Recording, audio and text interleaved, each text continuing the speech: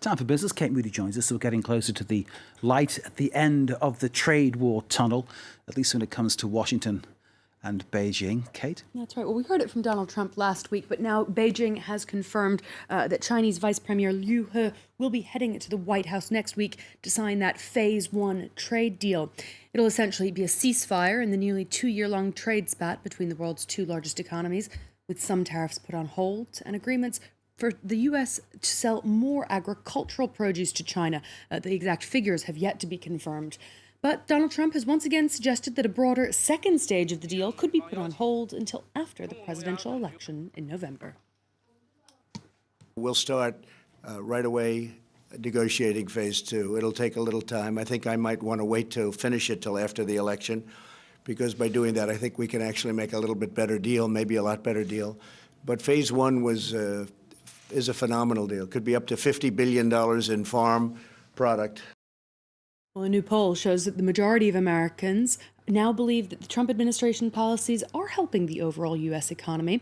A survey by the Financial Times and Peterson Institute showed a 51% approval rating overall, with significantly more support among Republicans than Democrats, but a new uptick among independent voters as well. 46% of those surveyed said they were against tariffs on the country's biggest trading partners, and while many thought the hard line with China had been beneficial, only a fifth of respondents said they were in favor of that continuing.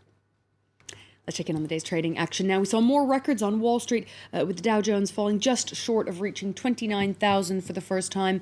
It was boosted by Apple shares, which jumped 2% to their own record high after reports that iPhone sales rose 18% in China in December. Boeing shares recovered from Wednesday's losses to trade up about 1.5%. The major European indices closed higher. We saw the DAX once again sharply outperforming there. In the UK, shares of Marks & Spencer plunged 11% on disappointing holiday sales.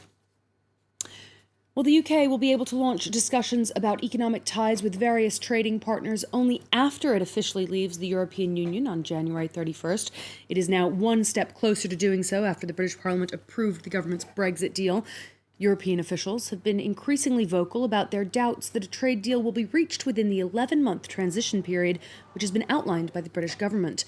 European Commission President Ursula von der Leyen described the deadline as impossible, while the EU's top Brexit negotiator said there would be more urgency from London than from Brussels. Yes, the UK represents 9% of all EU 27 trade, 9%. But more significantly, the EU 27 accounts for 43% of all UK exports and 50% of its imports. So it is clear that if we fail to reach a deal, it will be more harmful for the UK than for the EU 27. They're distancing themselves from the family firm and striving for financial independence. Prince Harry and his wife, the Duke and Duchess of Sussex, have sent shockwaves across the UK after their abrupt announcement on Wednesday evening. But it's also renewed questions about just how much money the British royal family has and where it comes from. Alan Gainsford has the details. They plan to cut the royal purse strings and move to become financially independent. But where exactly does the British royal family's money come from?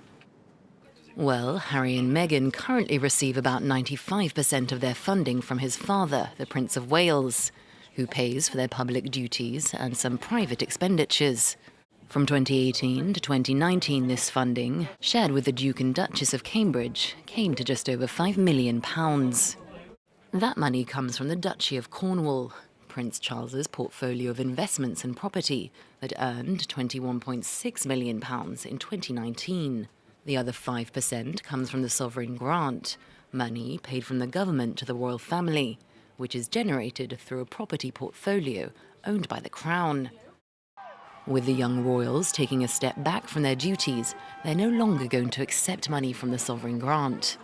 But as yet, it's unclear whether they'll give up their other sources of royal funding, or how they plan to finance their expenses, including security, during the time they spend abroad. You can't be halfway in, halfway out. They want Frogmore Cottage, and they want to be the Duchess of Cornwall to pay them, and close from the government. That's not on. It strikes a little bit of have your cake and eat it to me. So I don't know how much they want to withdraw from society, but Will and Kate seem to manage quite okay. Harry has inherited millions from his relatives' estates, while Meghan was a successful actor prior to her marriage. In a statement, the Duke and Duchess say they now plan to focus on a new charitable entity. Right, we know, Mark, of course, that they have taken steps to trademark their Sussex royal brand, but at this stage, really more questions than answers about that financial independence. I wonder how people in Sussex feel about it all. Nice county, great place to live. There you go. Maybe they feel they've been misrepresented in some way. Anyway, good luck to them is what we should say. Kate, thank you.